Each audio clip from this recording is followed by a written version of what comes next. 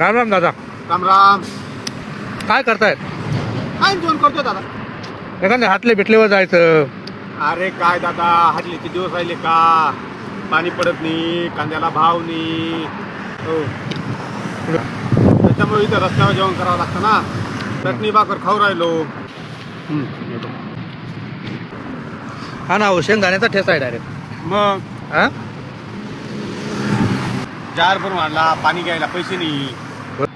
पाण्याची बाटली 20 रुपयाला आहे. मग त्याच्यापेक्षा आपल्या घरचं पाणी घेऊन आलो ना. असं का?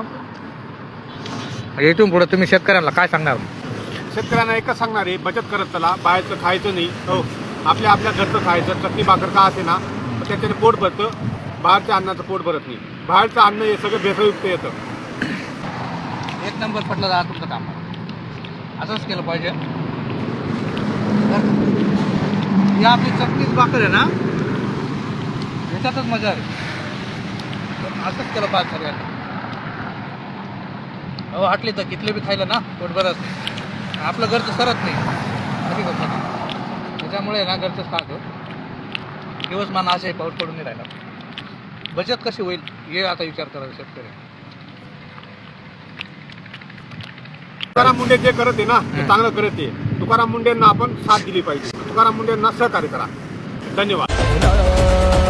नाद निनादला रे मोरया नाद निनाद.